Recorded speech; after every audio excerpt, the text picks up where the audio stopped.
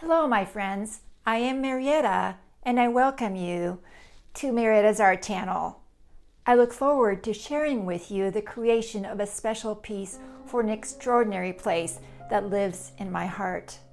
Watch me create resin art Sedona style using the red rock color palette as I share my personal mystical story.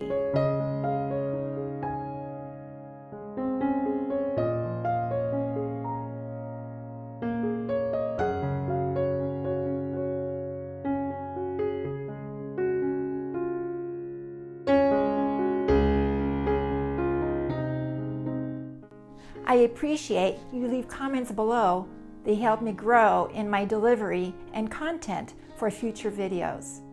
Sedona and Exposure's International Gallery of Fine Art both hold a special place in my heart. This is my first resin art piece I am making for the gallery, and of course, I'm choosing the colors of the magnificent red rocks to serve as my color palette. I appreciate you give me a thumbs up and subscribe to my channel. It costs nothing, and you will help my channel grow so I can spread the love of art to as many people as I can. Enjoy watching my art piece develop while you listen to my personal Sedona story. For those of you who have never been in Sedona, Arizona, it is truly a nature's miracle in its beauty and the mystical feeling it instills in the heart and soul of every visitor. Even though I have traveled to many beautiful places in the world, I have not experienced this kind of serene wonder and enchantment as I do every time I visit Sedona.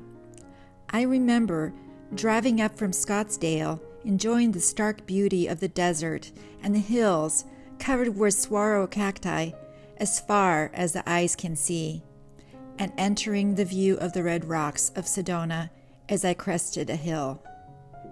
The panorama of the red rock formations and the extraordinary grandeur took over my heart and soul.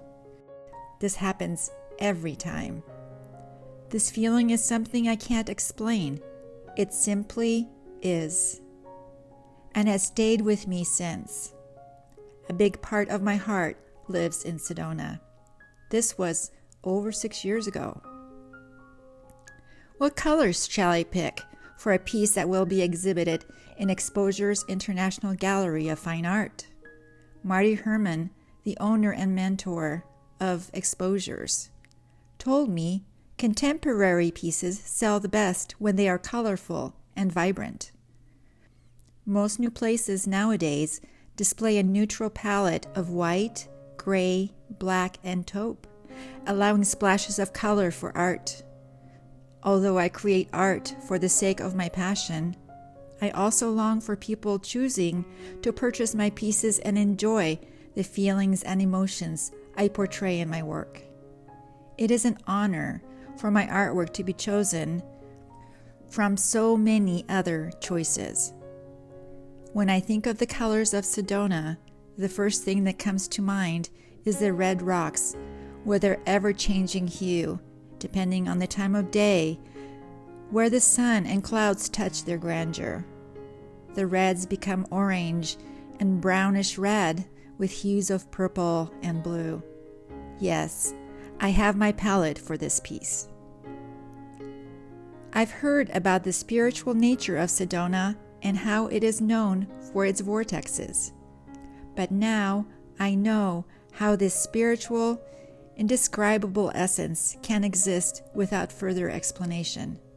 Before I talk about the story surrounding the spiritual nature of Sedona and what the vortexes represent, I'll share a story of the day that I will forever remember as a turning point in my life.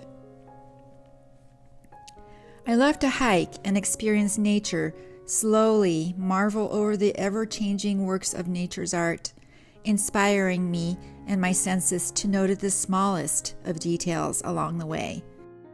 The tiny flowers, colorful rocks, and so much more. These tiny elements play such a huge part in my spiritual experience.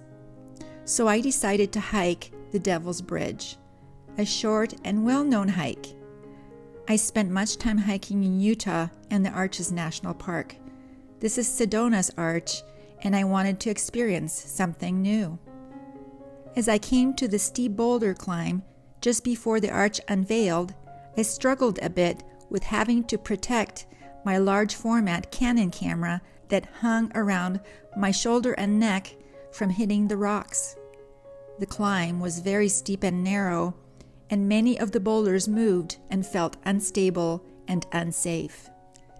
I remember thinking at the time that this was not a safe place for children or anyone that has issues with balance. Part of the ascent were so narrow that only one person at a time could venture safely. There were no warning signs, and the trail was busy with families and children.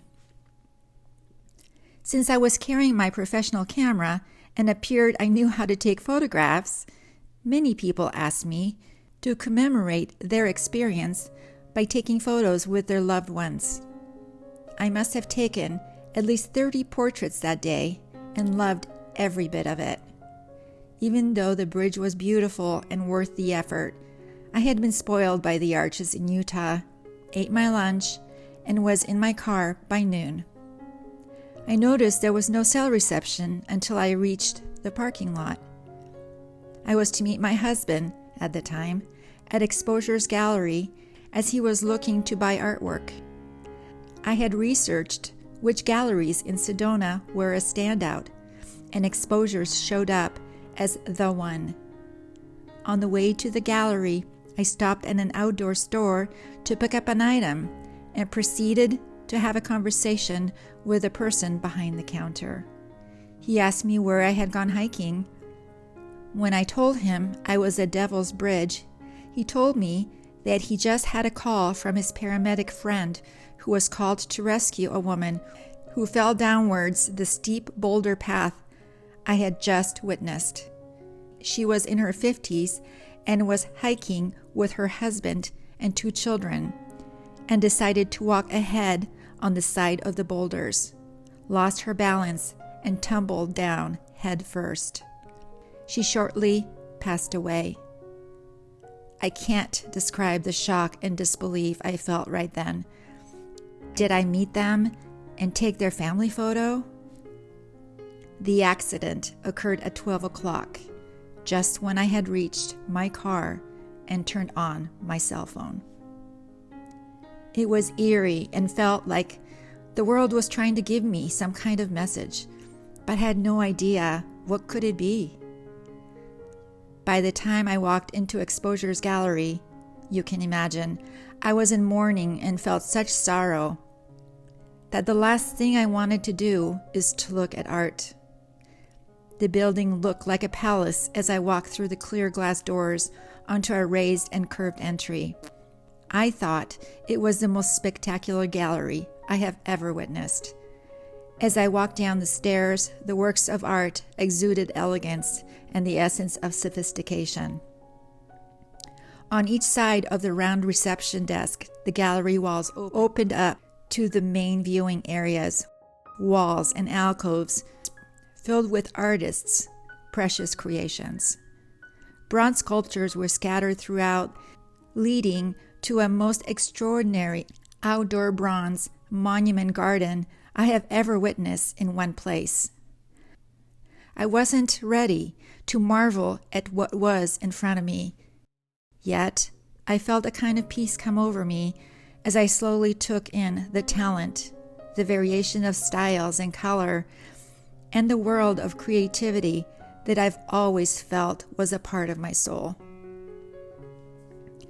I woke up from my inner silence by a voice asking me if I was Marietta. My husband had bragged about the scratchboard art that I had started creating 6 months before. That's when I met Marty Herman, the owner of Exposures. He asked me whether I had any pictures to show him and mentioned that he doesn't have scratchboard art in his gallery. I was stunned and had to quickly wrap my brain around what lay in front of me. I had not even considered exhibiting my art in such a spectacular gallery. It was way out of my league. I stammered that I had some samples on my phone, but I was a beginner in scratchboard and was embarrassed by the quality of my photos. He coaxed me into showing them anyway. "Those are good," he said. "I like to see them in person." At this point, my heart was racing in disbelief and hope that maybe he would like them enough to give me a chance. I drove back up from Scottsdale the next week and presented him with 6 original scratchboard pieces. We placed them in the viewing room as I waited anxiously with my heart coming out of my chest. After some discussion about technique, subject matter, and the like, he said he would give my artwork a try. Wow! I was super excited and couldn't help but show it. He warned me about the business of selling art, that just because he may like it, it doesn't mean it will sell. Clients coming through the door have many agendas and tastes. At times, the pieces that he likes the least sell right away. You just never know how new art will do until you present it in the marketplace and pay attention to the public scrutiny. I knew the chance I was given to sell my art in this spectacular gallery was 1 in a million. But now the real waiting game, patience, and commitment lay in front of me. Marty gave me a place to grow and flourish with my art and develop my skills. I am forever grateful. Since then, I have tried to create various kinds of art to find my it in the art world, where people would love and purchase my work, enjoy the creative process even more by making an income by living my passion. Isn't that what every artist dreams about? Every time I present Marty with a new kind of art, we go through the explanation phase and he wants to touch and feel it before commenting. Although I always worry a bit that he won't like it or accept my novel ideas, I know in my heart he will most likely test it out for me. This is where I stand right now with my resin art. As I studied many resin channels on YouTube and learned how to create certain effects with colorants and their combinations, I fell in love with the process and the endless possibilities. The wall pieces come to their own as resin flows, no matter how you try to guide it. No piece is the same as another, and the possibilities are endless. Scratchboard art is so exacting. Resin causes me to free up my mind and soul and allow the beauty of the material make its own statement. Scratchboard is not only time-consuming, taking hundreds of hours to complete, but one-dimensional. The depth of the piece is defined by the shadows and the detail instilled on a flat surface.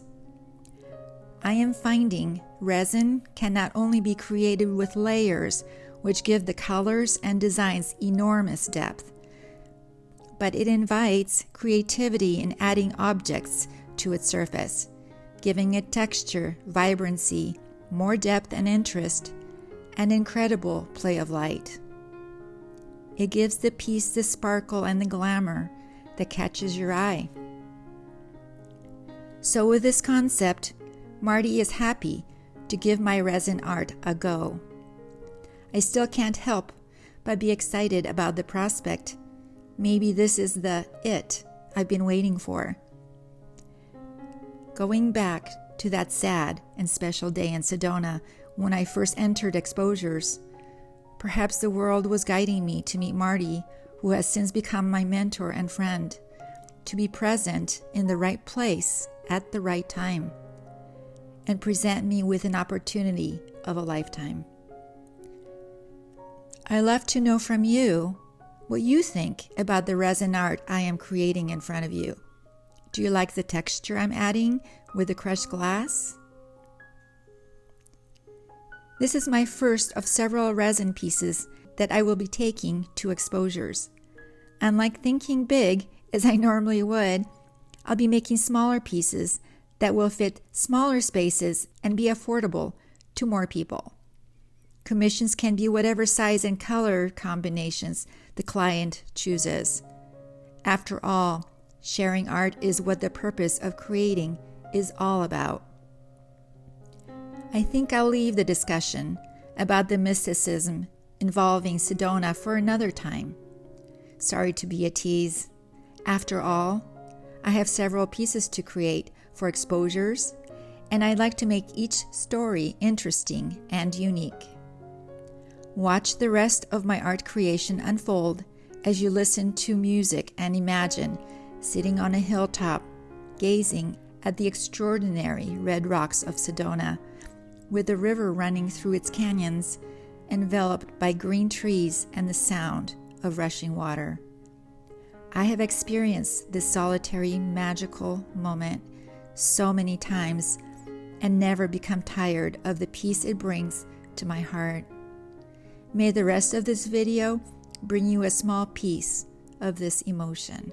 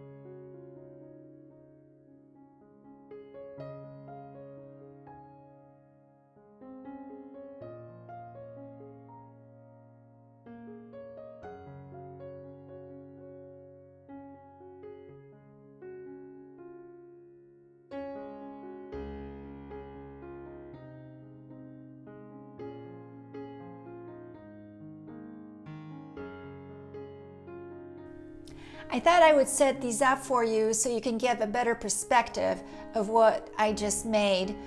These pieces are 18 by 18 and they can be set in whatever orientation you'd like, vertical, horizontal, or as 4, maybe 3 different parts of the house. So that's kind of a nice thing about making smaller pieces. They're user-friendly as far as ability to place them in smaller spaces.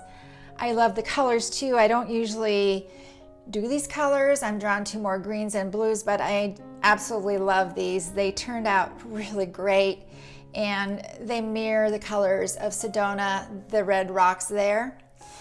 I hope you can see them pretty well. There's a lot of reflection with resin and it's really hard to photograph, as I've mentioned before. So I hope this helps picture what I've just made. I would love to hear from you and let me know what else you'd like me to make, what sizes and colors. That really helps me think about the future art pieces, and I really appreciate that. I'm going to grab the phone and I'm going to scan this closer up so you can see the depth. So we'll be doing that next.